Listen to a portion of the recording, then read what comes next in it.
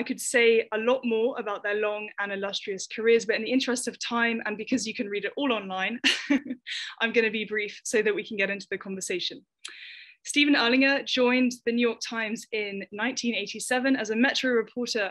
After years as bureau chief for the New York Times Bangkok, Moscow, Prague, Berlin, Jerusalem, Paris, and London bureaus, Erlanger moved to Brussels in 2017, where he has been chief diplomatic correspondent in Europe ever since. Serge Schmemann joined the New York Times even earlier in 1980, and he has been a Times correspondent and bureau chief in Moscow, Bonn, Jerusalem, and at the United Nations. He served as the deputy foreign editor of the Times in New York from 1999 to 2001. Today, he's a member of the editorial board. Steven and Serge will be in conversation with Robin, who is a contributing writer and columnist and has written for The New Yorker since 1988. You can see that between them, tonight's guests have a huge expanse of experience. Wright, a former correspondent for the Washington Post, CBS News, the Los Angeles Times, and the Sunday Times of London, has reported from more than 140 countries. Steve from Brussels, Serge from Canada, and Robin from DC, thank you so much for being with us at tonight's first ever hybrid event at the library. Thank you.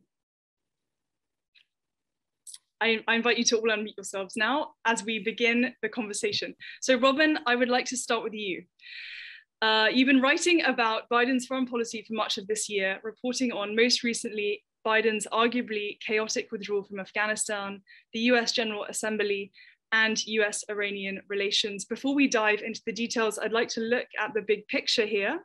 And in a recent interview, you said that although Biden has more foreign policy experience than any other US president, he is operating within, and I quote, a 20th century framework, a framework you added with no great strategic vision. Could you speak to this as we get started? Thanks so much for having me. And let me just say how thrilled I am to be with Steve and Serge, who are two of the colleagues I admire most in my profession and have known for a very long time. To answer your question, I think the problem for the United States in general and the Biden presidency particularly is that there is no broad strategic vision. There is a sense that the United States wants to pivot to Asia, but it has a lot of unfinished business. The problem of the last 4 American presidents has really been that they're operating from a framework designed in the aftermath of World War II with the institutions that were designed after World War II, with the kind of tools, the instruments, whether it's economically or militarily or diplomatically, that prevailed in the second half of the 20th century.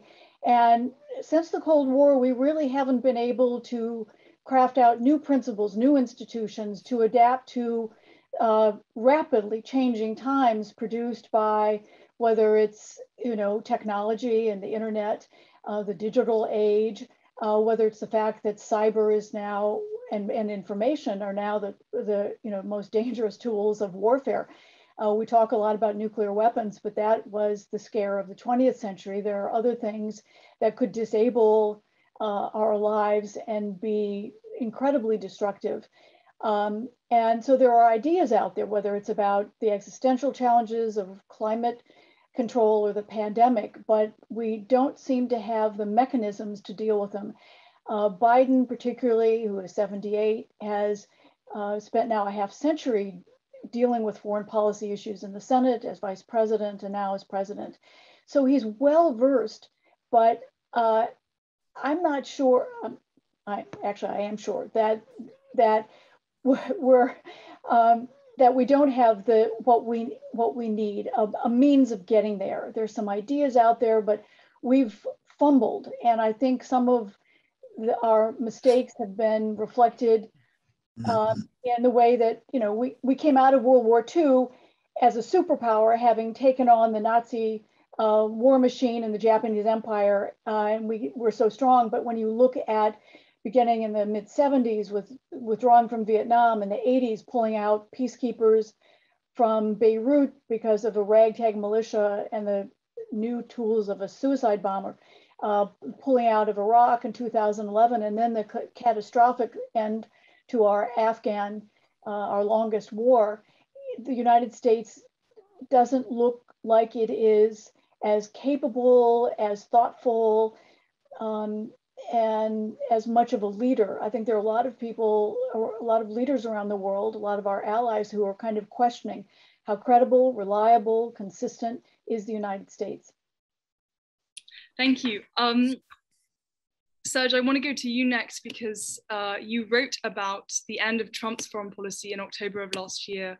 And I think kind of following on from what Robin just described about kind of foreign policy in the kind of late second half of the 20th century, I think it's really interesting to think about what state was US foreign policy in when Biden inherited it, and how much has Biden simply picked up from where Obama and Trump have left off?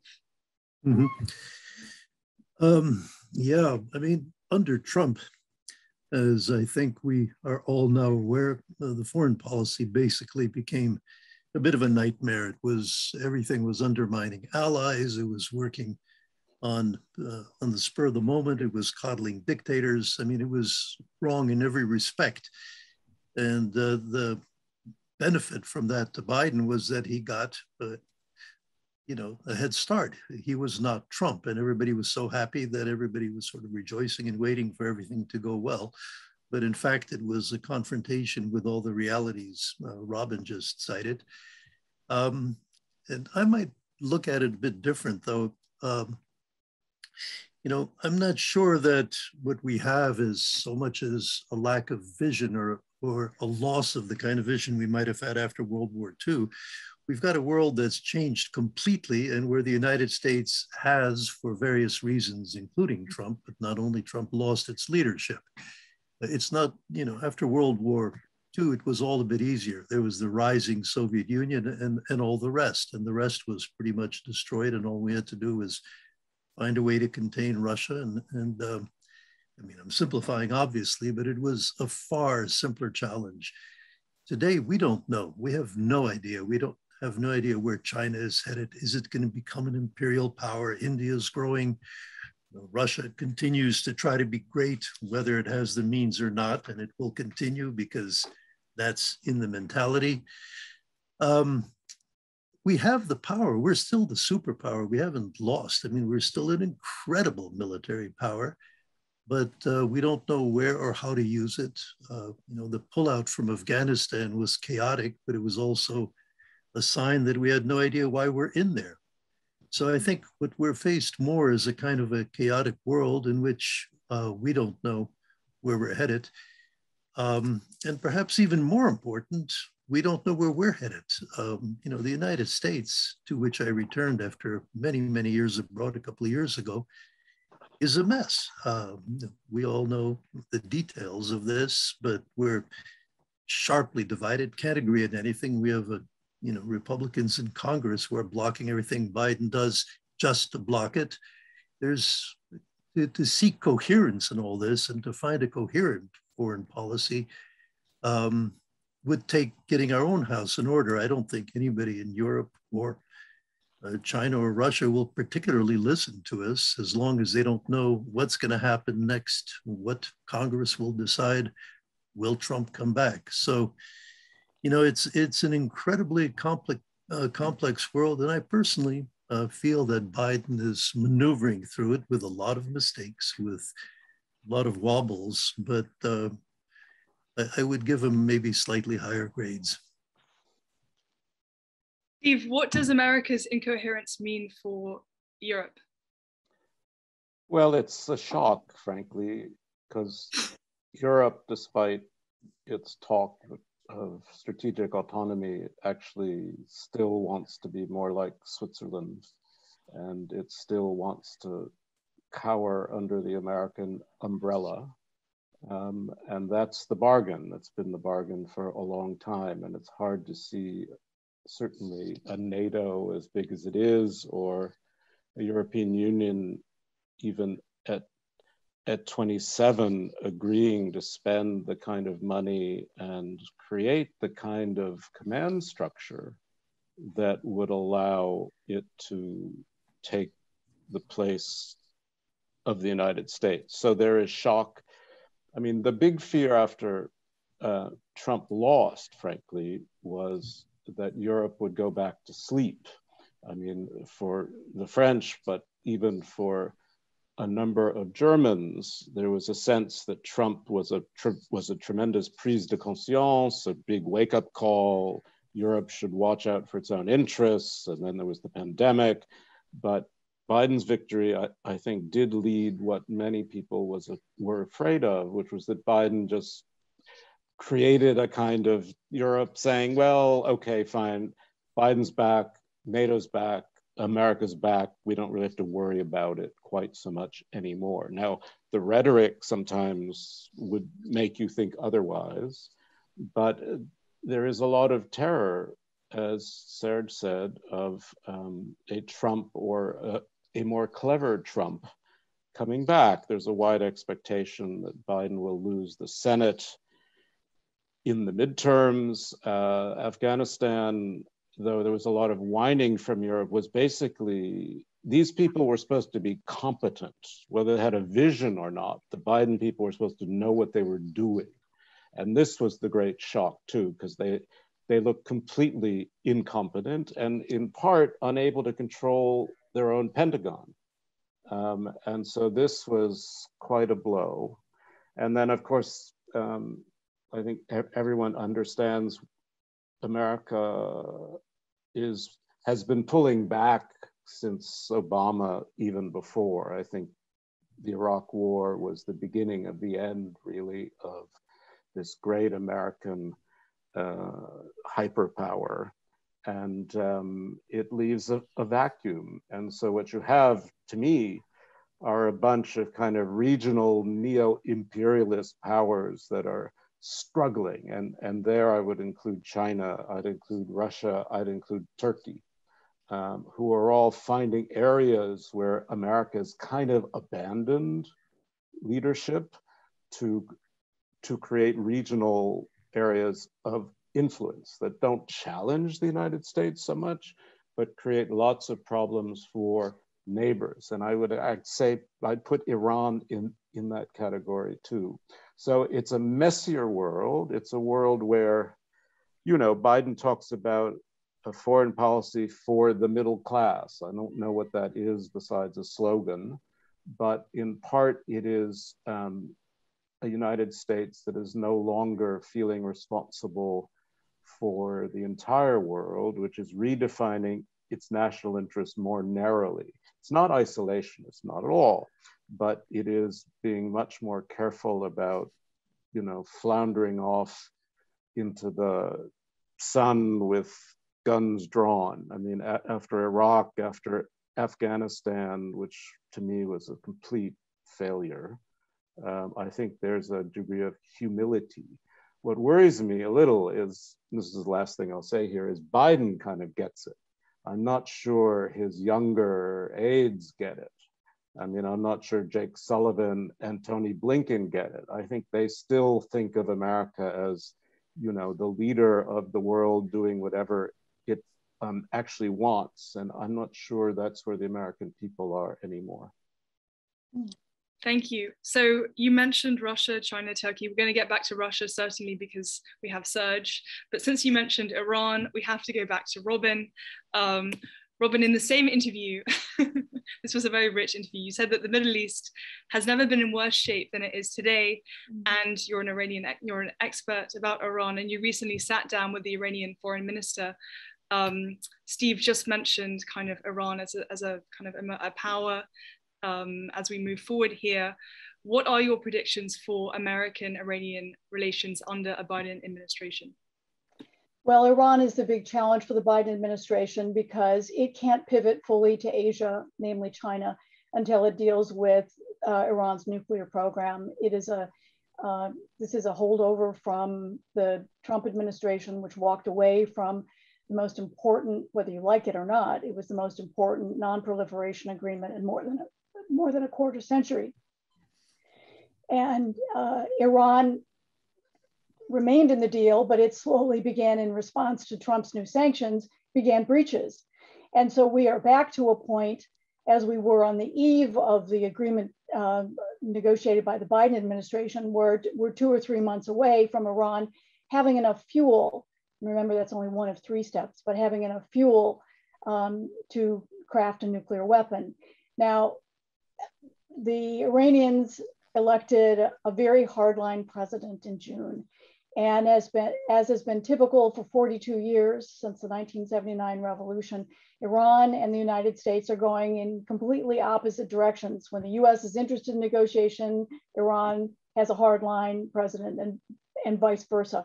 We have just never really been able to sync, with the exception of the 2015 nuclear deal, which would have ensured that it would take at least a year for Iran to get the fuel, and even longer to actually marry the technology to produce and to weaponize a bomb. I do think that both sides would like to get back to a deal, but I think the Iranians are going to play real hardball with the United States. I have a sense that they're looking at some kind of resumption of talks in early November. But the Iranians are going to say, look, the United States walked away from the deal. We didn't. The United States imposed all these sanctions, which were in violation of the deal. So the United States has to take the first step. So whether it's the substance of what they get back to, which I think the Iranians will be tougher on, or whether it's the sequence of who takes the first step, I think both will be a problem. And the United States has said, we have to move simultaneously. There's no going first. And that's a non-starter for the Iranians.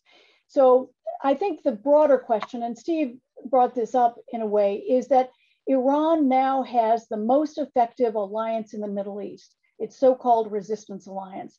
And we talk about its nuclear capabilities as the threat, but in fact, that's not the most tangible danger. It's the real weapon to worry about is its missile arsenal, which is now the largest in the Middle East. It has missiles that can go 2,000 kilometers deep into Russia, deep into China, as far as Greece and Europe, and as far south as Somalia and Ethiopia. This is, and the danger is it has channeled this missile technology to its allies in Lebanon, in Syria, in Iraq, and in Yemen. And if it wants to attack Israel, Iran arguably doesn't have to do anything. All the missiles and rockets could be fired from its allies. And so this resistance alliance is in many ways the most effective at a time that so many states, more than any time since any of these countries became independent, are either failed, fragile, or vulnerable. So we're walking away from the Middle East, which may be what the United States wants, maybe in the long-term US interest, but we're leaving behind the world's most volatile region, even more volatile than in the past. Thank you. So Steve mentioned Russia, Robin also mentioned Russia. Serge, I'm going to ask you about Russia, since you've written about it and since you've covered it for so long in your career. You wrote kind of in light of the meeting between Biden and Putin in June of this year, that Biden and Putin have bigger problems than Biden and Putin.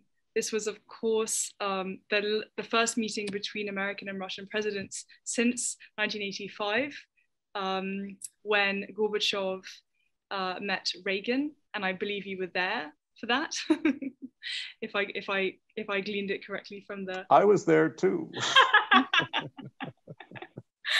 Amazing. Well, I mean, we should have a whole other event where you just talk about that experience. But what does kind of the threat, if you like, of Russia pose to American foreign policy and its future? So I just wanted to kind of quote you here. You say that despite Russia's sharply reduced fortunes and expanse, there are plenty of fronts on which it poses serious threat to the international order and to global stability, from Ukraine and Syria to cybersecurity to human rights.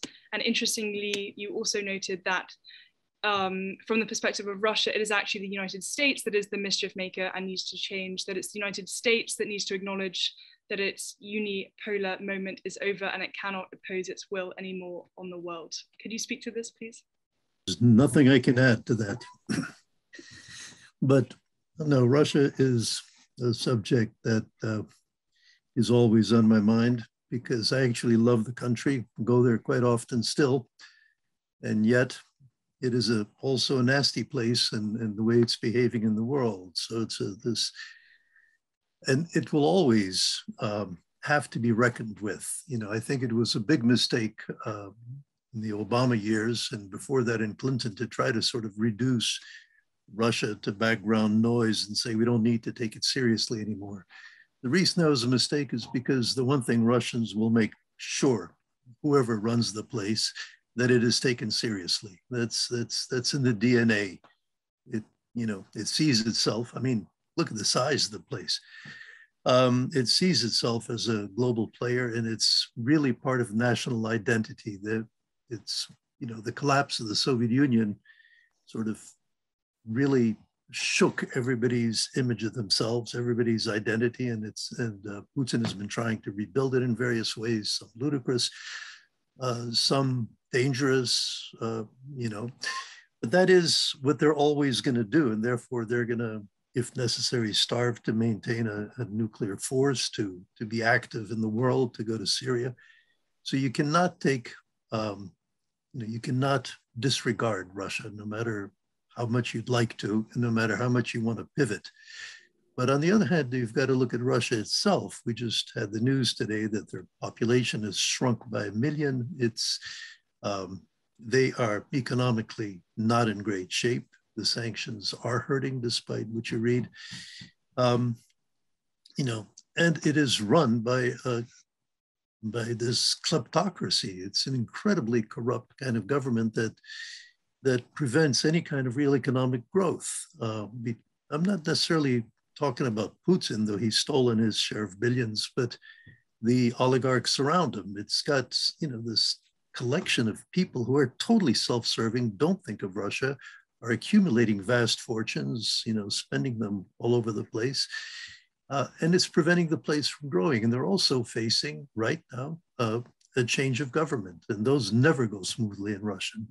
You know, Yeltsin did cede his place to Putin. That was one of the few that went relatively smoothly. But when Putin goes, and it isn't far off, you know, he will have to let somebody else run for president, whether he's behind it as a puppet master, whether the next president will try to, you know, build his credentials by destroying Putin and arresting them. We don't know. So their problem, and here I hate to say it, but like ours, as I said before, is domestic. They have to find a way to sort out, to get the internal economy going, to get some kind of balance. I mean, you start a business and immediately the mafias crush you. It's very hard to function in that society with any stability. And Putin's domestic strength is largely that he did provide an apparent stability for a while. Everybody was living well, making good salaries. But if he fails to provide that sort of stability, which I think for many Russians, including most of the ones I know, is the most important thing they seek. So playing in the world stage is important for their identity, but stability is important for survival. And if he is perceived as failing to provide stability, then everything else, the vast palaces he's built for himself, the almost monumental corruption that takes place, all that will come back and will create incredible chaos. But I think for America, what is necessary is to draw back a little bit from this almost automatic demonization of Russia. I mean, right now there's this Havana syndrome, I'm sure you've all read about, where American diplomats here and there start getting these blinding headaches. And in every story you read about that, immediately somebody mentions Russia, even though there has been absolutely no evidence that any of these things are coming. It is a good guess, but it's also part of our current habit of kind of demonizing Russia and anything Putin does. He may deserve it, but it's not a creative way of dealing with him or with the challenges that the country poses. Thank you. So we've broached, we're moving very quickly here. We've broached Iran, we've broached Russia. Let's go to China and let's go to Steve. So at the end of Serge's article about Biden and Putin, Serge rather wrote, China indeed will be the elephant in the Genevan landscape villa, a gathering force that worries Moscow as much as it worries Washington. Steve, you recently wrote an article about Blinken's trip to France, and I wonder to what extent you think that trip restored trust, and where do Franco-American or even Euro-American relations stand today? And I ask with a vested interest as an employee of the American Library in Paris. Bien compris. It's fine. I just want to say, Serge was my bureau chief in Moscow, and he was a wonderful bureau chief. I loved to listen to him speak Russian. It's the most beautiful Russian. And I've listened to him talk about Russia for quite a long time. I do think the Europeans need to be a little more worried about Russia, because as Putin's hold seems a little more fragile, particularly domestically, he's been very active, or his services have been very active in Germany, Belgium, Western Balkans, Serbia, lots of places, creating division, some mistrust, trying to divide the EU, to divide NATO, basically seeing what opportunities there are. And this is one of the differences with China. I mean, China steals technical information. China steals data. Its espionage is a bit different, and its ambitions are a bit different. I mean, I think China has no real interest in being a global superpower. It certainly wants to run Asia, and it wants to kick America out of Asia. And I think it will be very happy, in a way, that the United States, Britain, and France came to such difficulty over these Australian submarines. Now, I've talked to the people you mentioned, and to Jake Sullivan, who's the national security advisor, and they will admit to a degree of complacency about Western Europe and about France. I mean, they feel they were not fully cognizant of French interests.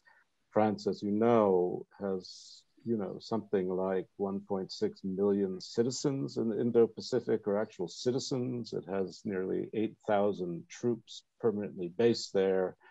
It's not like a sort of visitor, but to run roughshod over French strategy in the Indo-Pacific, which was partly based on, frankly, sub-sales and airplane sales to both India and to Australia, I think did quite a lot of damage. Now, Macron's running for re-election, and it doesn't hurt to act all angry about the United States in this very Gaullist mode that he has.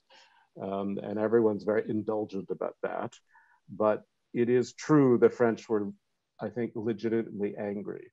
Now, about China, you listen to Xi Jinping.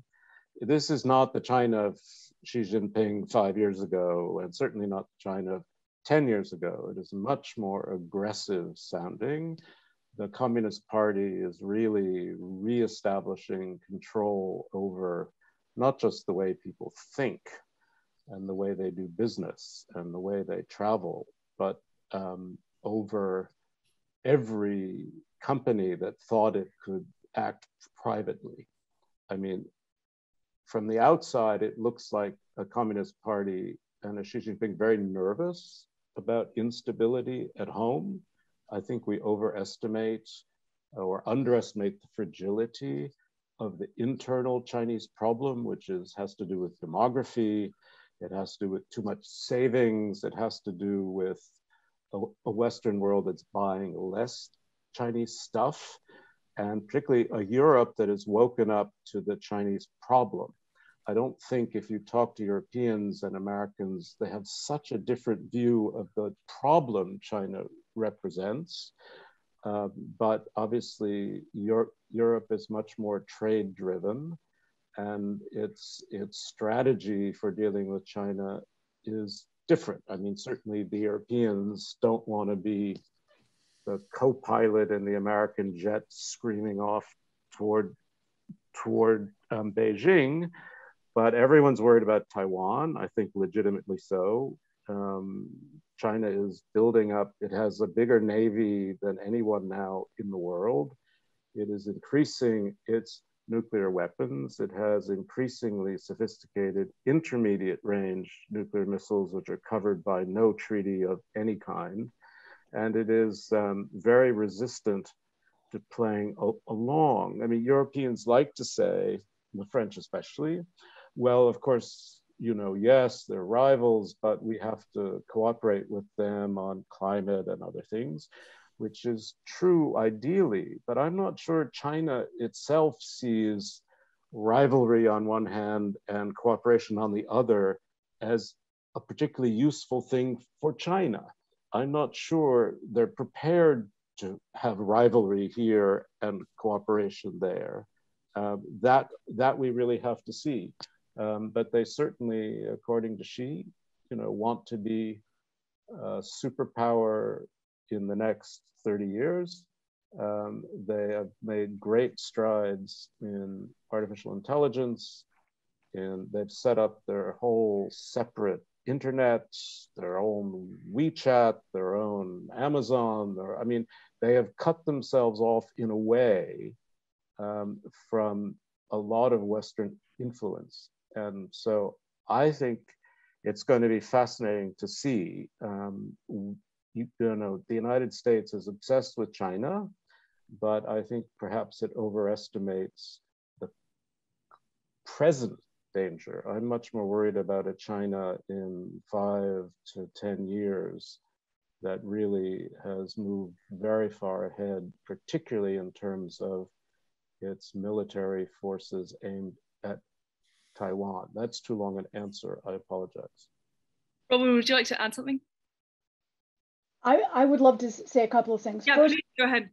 First, one of the things that strikes me about Russia that hadn't been true before is that it has penetrated the Mediterranean, which is the waterway which gave birth to Western civilization. It has a naval and air force base now established in Syria. It's had troops and mercenaries in and out of Libya, in North Africa. And, you know, when you look, it's not just the Ukraine, it's Putin getting his tentacles. Now, maybe it's, you know, it's far less impressive than it sounds, but it's still, you know, it's access. The one thing that strikes me about Russia and China is that Russia is still, like the United States, pretty much operating from the framework and the institutions and the goals of the 20th century. Whereas China represents, I think it's moved into the 21st century. And you look at Xi Jinping's plan, he has Vision 2050, and you think about, you know, we don't even know what given we have elections next year, what our foreign policy, what we're going to be able to do a year from now. And I think that you know, puts us at a disadvantage over time. So I think Steve is absolutely right on that. So that was my only little add. No, thank you so much. I just want to go back now to Serge, because you also wrote about the French reaction to the alliance in a op-ed called The Roots of French Peak. And you argued that this wasn't the fallout of the French reaction wasn't really about losing a multi-billion-dollar arms deal, although that is kind of it is arguably quite a big deal. You said that what the kind of anger really was about and the upset really was about was being excluded from a role in what is shaping up to be the central geopolitical action for decades to come. And you looked to kind of history and certainly kind of Gaullist history to explain this. Can you speak a little bit about precisely the history of the roots of French Peak? And then we're going to get to Afghanistan, and then we're going to get to questions. So if you have any questions, we're trotting right along here. If you have any questions, please go ahead and post them in the chat. Otherwise, we have a room full of Americans in Paris or French people at the American Library in Paris, and I'm sure they'll have questions. But Serge, let's go to you first. I guess I should first apologize to anybody in the room who disagrees or felt miffed by this reference to French peak. And I did start that article saying that the French had every right to be miffed by the way this deal was handled. And, you know, it was outrageous. Just behind their backs, suddenly cut their deal and throw them out under the bus. But, and Steve also referred to French interests in Asia, which are substantial. And to me, it struck me then, just looking back at history, that the French, what really hurt was not necessarily losing the submarine deal, although obviously that's a huge loss, but being treated with such disdain by the Anglo-Saxons. You know, and that does go back, that goes back very much to de Gaulle, who always felt that France was somehow kept at arm's length by the Anglo-Saxons, and he tried to keep the Anglo-Saxons at arm's length by vetoing Britain twice from the European Economic Community. So there's a bit of a history there. You know, I think quite legitimately this would play into a French sense that they are not treated entirely as equals by Washington and its, what do they call them, the Five Eyes. I love that term. They're treated as outsiders, and this in an area where they do have real interests. Now, that said, these, from everything I've read, and I don't see any reason to doubt it, these diesel-powered submarines was not what was necessary out there. But obviously it could have been handled with respect for France and was not, and it played into this history of French kind of peak. The word I didn't use, it was in the headline. Thank you. I didn't write that. Okay. Thank you for the precision. I hope no one's walked out of the room. I have no sense. But I'll just add one thing to that. I mean, the Americans have since bent over backwards. I called it Blinken's apology tour. And I think it was taken that way. It wasn't just Tony Blinken went, Jake Sullivan went, Toria Nuland went, Amanda Sloat went, Karen Donfried went. Everybody went to Paris. Now, OECD was one of the reasons, and they all kind of tugged their forelock and said, sorry, let's talk more. And I think really it's enough. Now, Macron says, you know, on verra and so on in his special way. But the fact is, I don't think France could have expected more chagrin from the Americans than they actually got. Can I add something to that? Because I've dealt with the White House on this, the State Department, and I've also dealt with the French here. And the French will make the point that they offered to sell nuclear submarines a long time ago.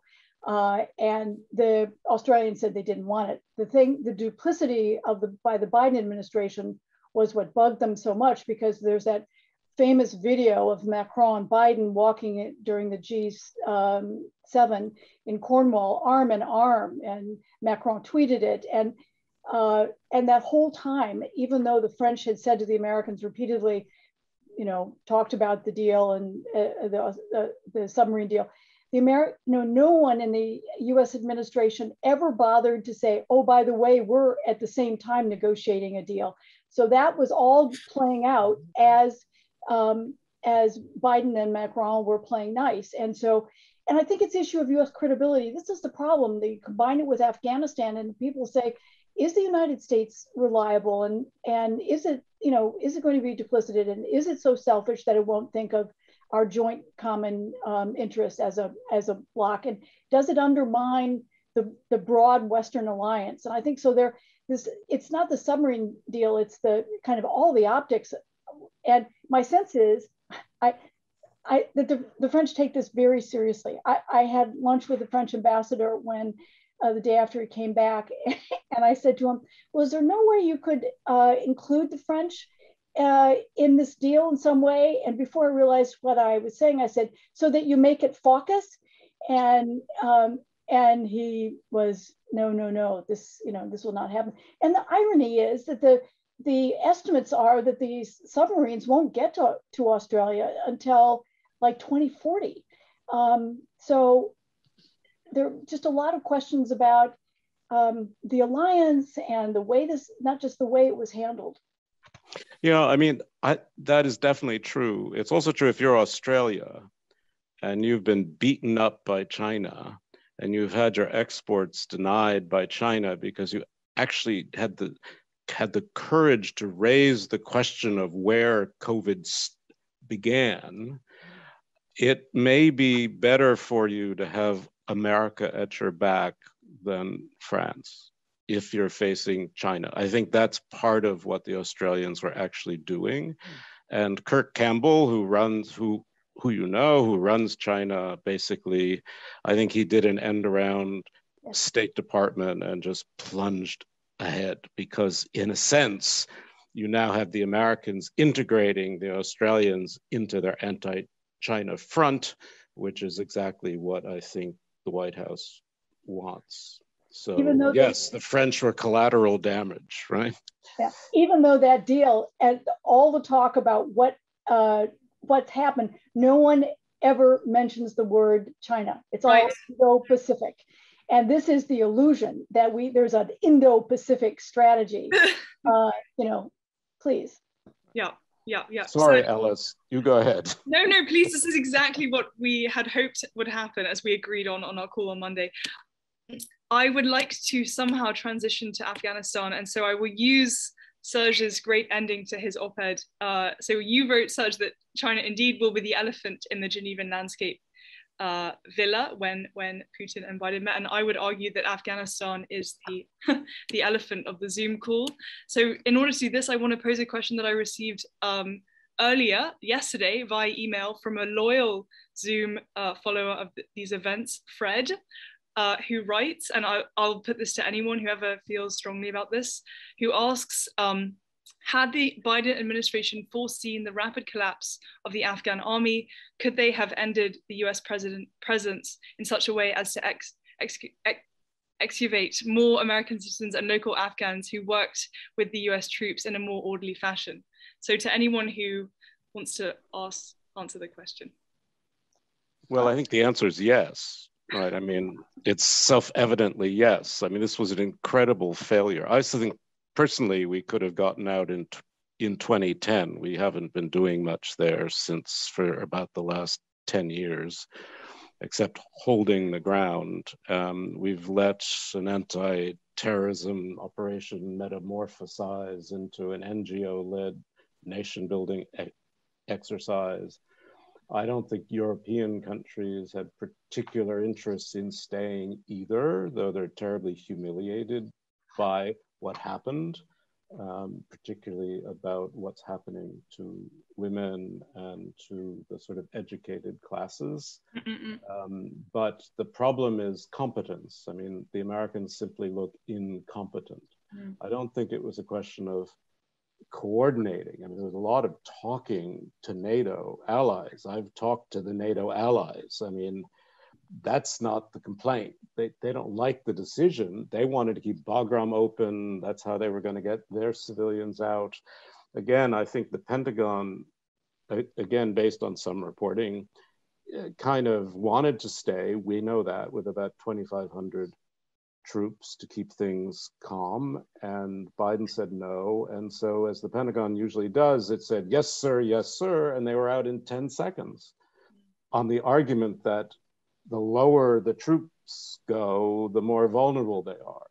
So Bagram was done overnight. I mean, and then, the Pentagon looked around and said to the State Department, well, why haven't you given all these people visas already? I mean, it was really quite an extraordinarily incompetent show. And I think it will have lasting effects on the US reputation. It already has lasting regional impact on Western reputations, on NATO's reputation. And we are now in a point where we're so worried about a humanitarian disaster there, which is real, people are asking whether they should be stabilizing the Taliban government now, which is extraordinary, actually, when you think about it. So, I mean, I will stop there, but I mean, this Afghanistan and Syria both drive me crazy, if you want to know the truth. I'm angry and humiliated by both series of events, and I'll let other people talk about it. Serge, let's go to you. Yeah, I don't know. I usually fully agree with Steve about everything. But I mean, we don't know if it could have been done smoothly. Once you announce a withdrawal, it has happened.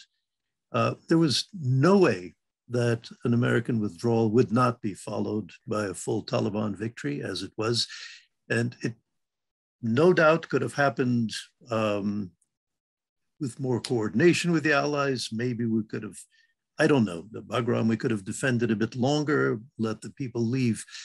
But I mean, you look at other events in history where the end is preordained. And I look even to events like the Berlin Wall coming down.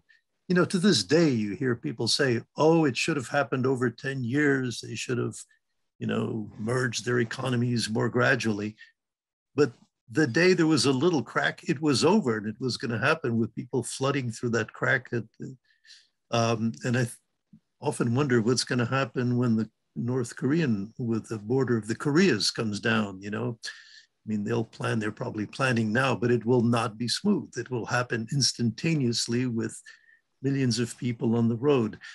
So, you know, you make a decision, you're going to end it. And as in Vietnam, the day that decision is made, it's over, and you potentially lose control over events. Now, I agree with Steve. They should have known that this is not going to be smooth, and made far more better preparations for the actual end. But once you announce an end, it's really over, and the Taliban is going to take it, and they're going to take it quickly. And I tend to think that, you know, at this point, you know, instead of looking continuously at the way that part ended, we should be looking to what we should be doing now. And perhaps we should be talking to the Taliban, because they are the government, and they're the government that we did everything to put in place. They are the folks that Trump negotiated with. They're in place. There's, you know, no point now continuing to beat ourselves up for something that, you know, admittedly was ugly as hell, but maybe it's time to move on and see how we can. Robin, go ahead, and then we're gonna turn to the reading room next. So Robin, go ahead, and then we'll open it up to questions. Well, I'll be brief. I was in Afghanistan in March with General McKenzie, and I had a long conversation with General Miller, who was the commander of the NATO forces. And at that point, the Taliban had control of 50% of the country. But the thing that is so important to understand about Afghanistan is the minute the Doha Agreement was signed, the Taliban began going to the tribes, to the elders, to the provinces, to the councils, and saying, you have a choice. You either side with us, or you side with a corrupt government that will lose its American prop. And in many ways, the most stunning thing about the second half of the war, the end of the war, was that the Taliban didn't have to fire a shot, that it just moved through. And, you know, it surprised itself with how it could just walk into Kabul. So, I mean, the historians will look back on that Doha Agreement, which the Trump administration signed, as the moment we lost. I agree with Steve, we could have gotten out 10 years ago if we had limited our mandate or actually figured out what we were doing. I mean, the problem was the United States never really figured out, after it got rid of the Taliban, what it was doing there and what it wanted to achieve. And at the end of the day, what it proved was not only that, you know, insurgents could beat the most powerful military in the West, and arguably one of the most powerful militaries in the world, but that, you know, that the United States can't nation build, which is something we're so proud of what we did after World War II, and we can't do, whether it's in Iraq, Afghanistan, anywhere. And this is, I think the damage is so profound and lingering, as both Steve and Serge have said. Anyway, I'll end there. Well, I think Robin is right to point to February 2020, the Doha deal. That was the end. That yes. And I didn't hear any European saying a word in February 2020 about consultation and how horrible it was, even though Trump set a deadline of May 1st to get out. So it's, you know, historians will tell us more, but I think both of my colleagues here have said very smart and sensible things. Back to you. I agree. Let's turn to the very smart and sensible reading room. If anybody has questions, Carolyn has the microphone. You're welcome to stand up and ask your question. If you don't have questions, I have some in the chat, but we'd like to go to the reading room first because you came out tonight in person. Does anyone have a question? You raise your hand and we'll come over to you. Okay, well, do not hesitate if you do. This is a great opportunity. The speakers will be able to hear you. So, okay, so I'll go to the chat then. And we'll go to Nat Katz. So he asks, the Times published an article recently about conflicts within Yale's grand strategy program. Underlying the article was a question about whether grand strategy remains relevant to the current foreign policy environment. What is your take on that question, considering the dynamics you discussed tonight, including China's approach versus Russia, the US, and Europe? I can't say I quite get the question. The Yale what? Yale Grand Strategy Program. This was a very complicated tale, by the way, about academic freedom and the role of a board of trustees and influencing what this program was actually trying to do. So I urge people to read it. It was very complicated and had a lot of issues to it. I mean, it's kind of was about, is Kissinger still right? And should we still listen to him, even though he's 178 years old? And I think, you know, I always remember it's two things. When someone said, it's events, dear boy, it's events, right? And then Mike Tyson said, everybody's got a plan until someone hits you in the face.